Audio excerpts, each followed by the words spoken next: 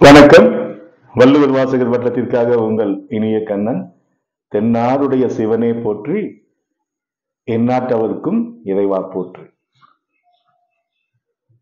Secondary great teachers appointment test 2024 தேர்வு எழுத போகும் அனைவருக்கும் என் உளமார்ந்த நன்றிகள்.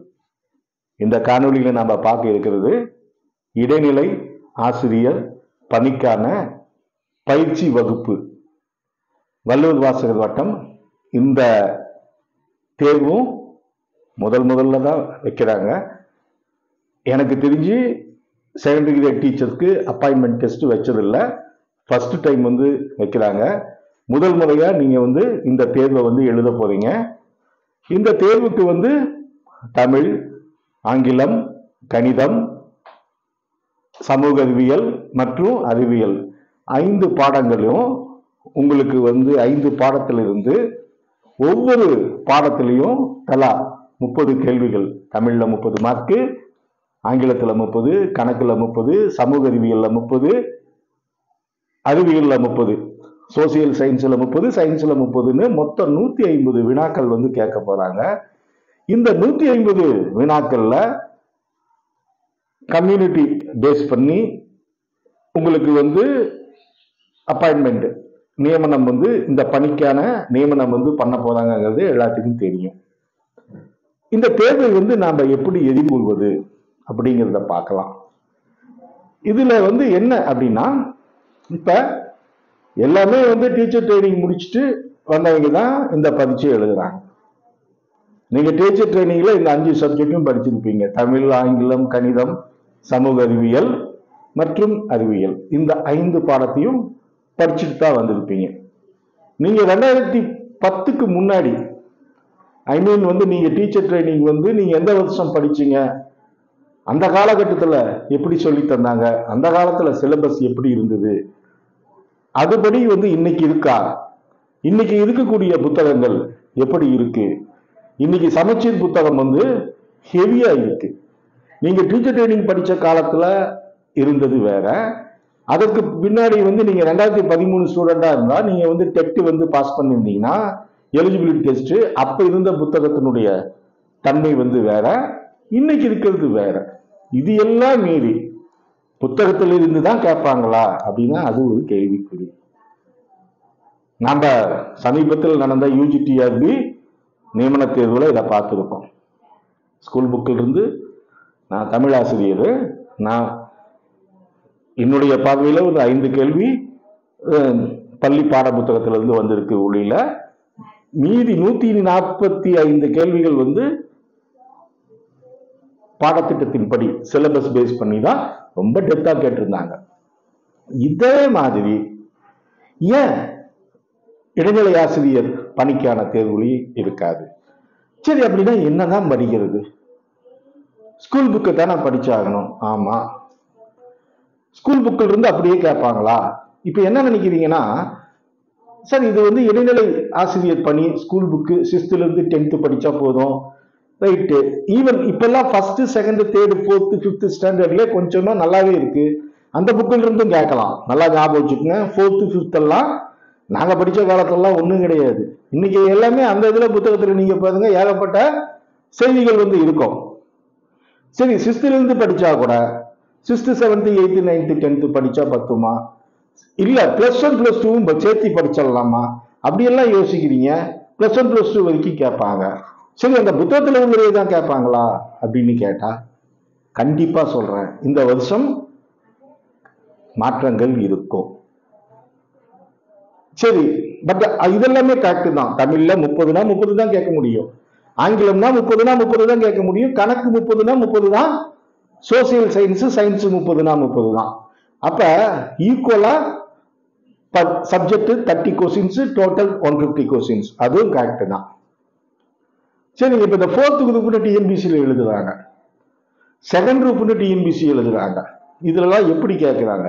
எல்லாமே 6வதுல இருந்து 10வது, 11வது, 12வது அட்டை டு அட்டை படிக்கிறாங்க. எல்லாமே ஸ்கூல் புக்கில் இருந்து வந்திருக்கா?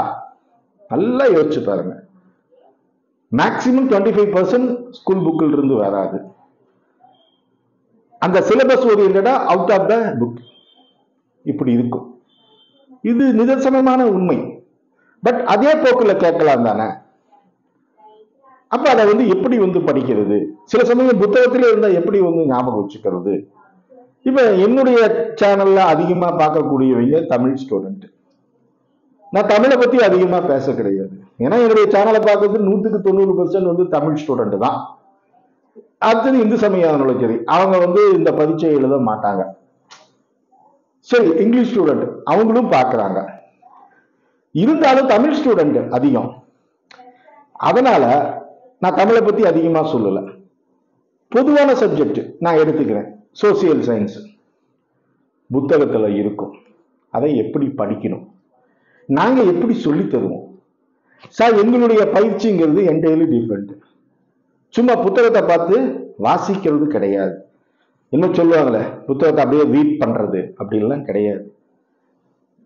நீங்க எங்களுடைய சேனல்ல டிஎன்பிசி குரூப் 7A 7B 8 அத்தனையுமே எக்ஸப்ட் இங்கிலீஷ், மற்ற தமிழ், இது மேக்ஸ், சயின்ஸ், சோசியல் சயின்ஸ் எல்லாமே group 7B group 8 7A. Group 7Aங்கிறது வந்து equal to deputy collector cadre EO grade 1. அதுக்கு லா முடிச்சிருக்கணும். அவங்களுக்கெல்லாம் நாங்கள் ஆன்லைன்ல நடத்துறோம். மேக்ஸ் சொல்லி கொடுக்குறோம், ஜிகே சொல்லித்தரோம், சயின்ஸ் சொல்லித்தரோம், பாலிட்டி சொல்லித்தரோம், எக்கனாமிக்ஸ் சொல்லித்தரோம், ஜியாகிரபி சொல்லித்தரோம், சிவிக்ஸ் சொல்லித்தரோம். இது எல்லாமே உங்களுக்கு இருக்கு. அவங்களுக்கு பேசிக்கா ஸ்கூல் புக்கை நடத்திட்டு கொஞ்சம் கொஸ்டின் அண்ட் ஆன்சர் டிஸ்கஷனா அப்ளிகேஷன் ஓரியன்டா சொல்லித்தரோம். அப்படி படிச்சாதான் இந்த secondary great teachers appointment test உங்களால பாஸ் பண்ணுன்னு சொல்லல சார், வேலைக்கு போக முடியும். ரீசெண்டா இந்த பிஇஓல போய் பாருங்க, கொஸ்டின்ஸ் எப்படி கேட்டாங்க நல்லா யோசிச்சு பாருங்க. ஸ்டாண்டர்டா கேட்பாங்க. அதனால கொஞ்சம் வித்தியாசமா வரும். ஏற்கனவே எங்களுக்கு வந்து டிஎன்பிசி 7B 8 குரூப் 4 இதெல்லாம் நடத்தி ஃபுல்லா எக்ஸ்பீரியன்ஸ் இருக்கு.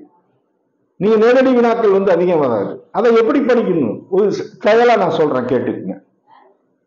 ஃபர்ஸ்ட் வந்து இந்த போர்டை வந்து பாருங்க.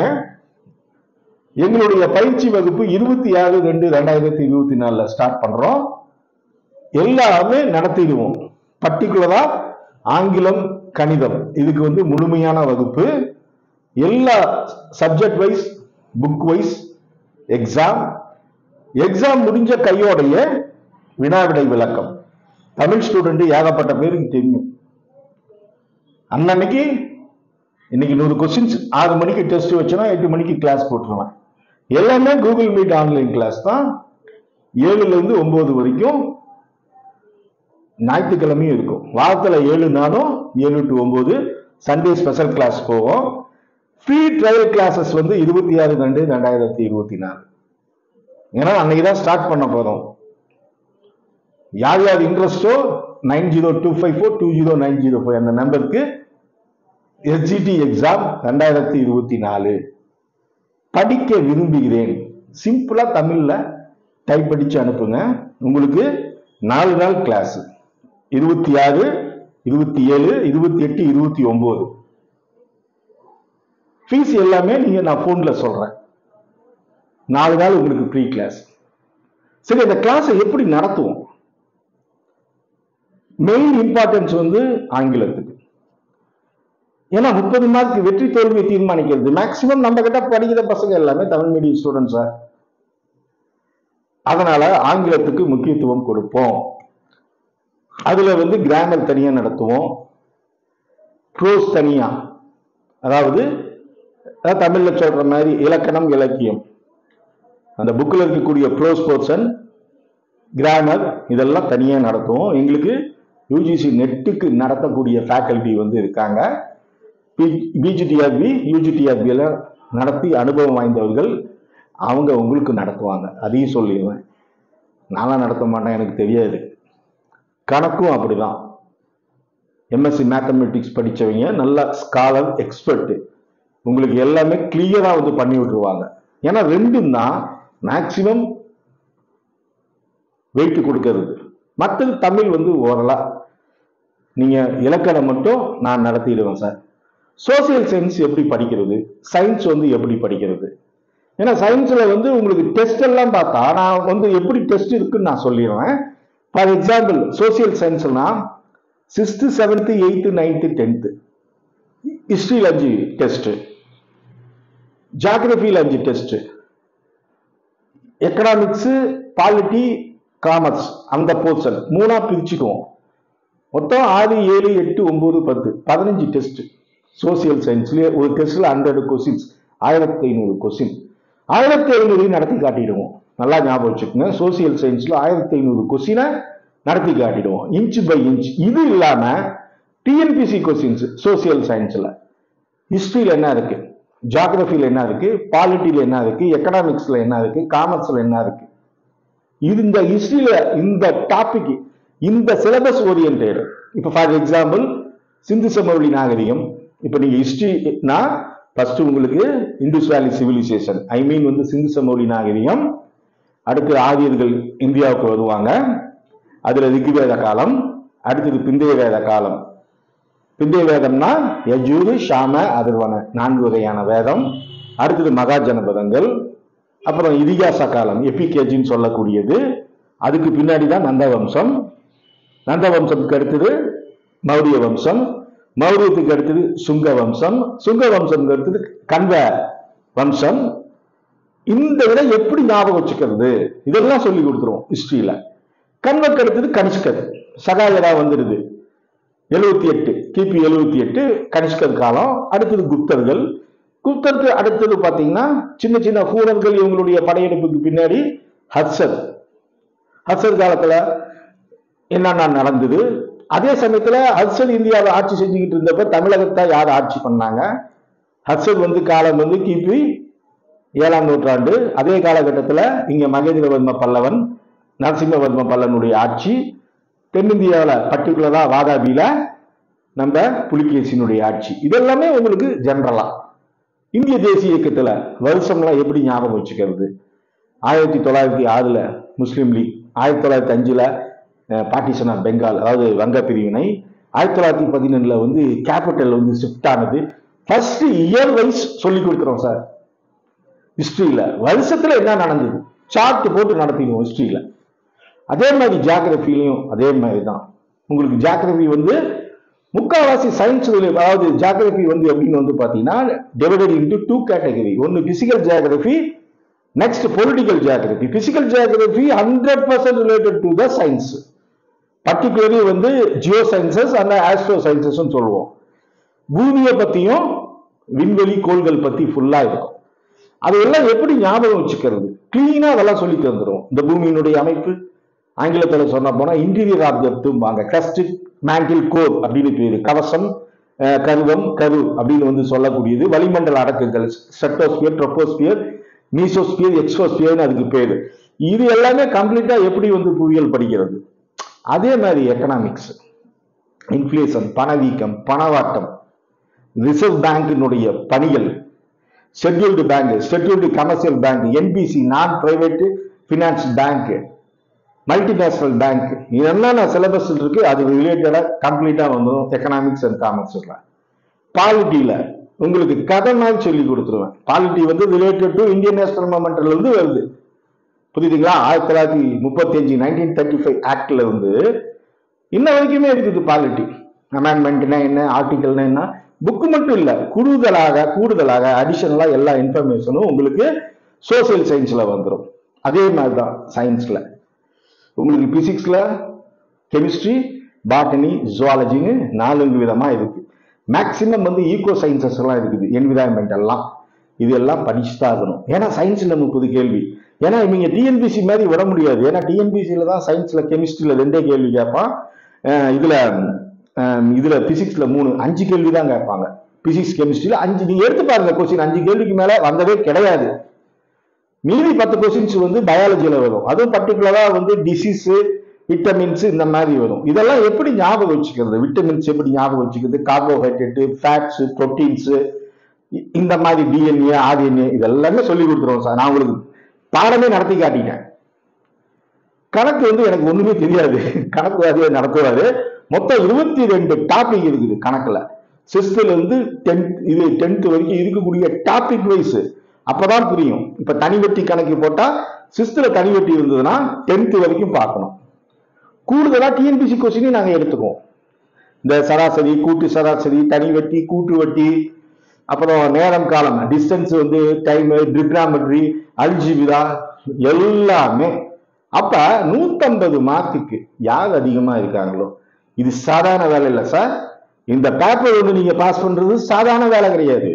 நீங்க தமிழ் படிக்கிறீங்க, இங்கிலீஷ் படிக்கிறீங்க, ஹிஸ்டரி படிக்கிறீங்கன்னா அந்த பகுதி மட்டும் நீங்க யூஜிடிஆர்பில பிஜிஆர்பி படிக்கிறீங்க. ஆனா இது அடிச்சு சொல்றேன், நீங்க குரூப் 1 குரூப் ஸ்டாண்டர்டு லெவலுக்கு படிச்சாதான் இன்னைக்கு காலகட்டத்துல போக முடியும். இன்னொன்னு, உங்களுக்கு தெரிஞ்சு செகண்டரி கிரேட் டீச்சர்ஸா இருப்பாங்க. அவங்க மேக்சிமம் டிகிரி முடிச்சுட்டு இந்த குரூப் 1க்கு குரூப் செகண்டுக்கு படிக்கிறவங்கள அதுல ஃபுல் ஊதி சொல்லிட்டு போயிடுவாங்க. அவங்க எக்ஸ்ட்ரா படிக்கிறது ஒண்ணு இங்கிலீஷ் மட்டும்தான். ஏன்னா group 1 student maximum group 4 group செகண்ட்லாம் இங்கிலீஷ் ஆங்கிலம் இல்லை, அதனால அதை படிக்க மாட்டாங்க. அதனால ஆங்கிலத்துக்கு அதிகமாக இது பண்ணுவோம். ரொம்ப டேலண்டா எப்படி இருந்தாலும் வாங்க, கிளாஸ் வந்து பாருங்க, நாங்க எப்படி நடத்துவோம் 4 நாள் பாருங்க. நாங்க டெஸ்ட் கொடுப்போம், அட்டன் பண்ணி பாருங்க. பிடிச்சிருந்ததுன்னா ஜாயின் பண்ணுங்க. சும்மா இவங்க வந்து டிஆர்பி தான் நடத்துறாங்க, இவங்களால சொல்லிக் கொடுக்க முடியுமா அப்படின்னு நினைக்காதீங்க. டிஆர்பில டிஎன்பிசியில வள்ளுவர் வாசகர் வட்டத்துக்குன்னு ஒரு தனி இமேஜ் இருக்கு. டிஎன்பிசியில தொடர்ந்து ஸ்டேட் ஃபர்ஸ்ட் எடுத்திருக்கோம், அந்த கான்பிடென்ட்ல சொல்லிக்கிறோம். வள்ளுவர் வாசகர் வட்டத்தும் தமிழுக்குன்னு தனி கிரெடிட் இருக்கு. மேக்சிமம் கட் ஆஃப் சொல்றது, புக்கு வச்சு எவிடன்ஸ் சொல்றது, இந்த மாதிரியான புது ட்ரிக்ஸ்ல எல்லாமே வந்து எங்களுக்கு நல்ல ஒரு நேம் இருக்கு. கண்டிப்பா இது முதல் முறையினால எங்ககிட்ட வர்ற மாணவர்களுக்கு எங்க உடல் பொருள் ஆவி எல்லாத்தையுமே கொடுத்து கண்டிப்பா பாஸ் பண்றது இல்லைங்க, வேலைக்கு அனுப்பி வைப்போம். வள்ளுவர் வாசகர் வட்டம் கண்டிப்பாக உங்களுடைய வெற்றிக்கு வழிகாட்டும். எங்கள் வாழ்வும் எங்கள் வளவும் மங்காத தமிழென்று சங்கே முழங்கு. நன்றி, வணக்கம்.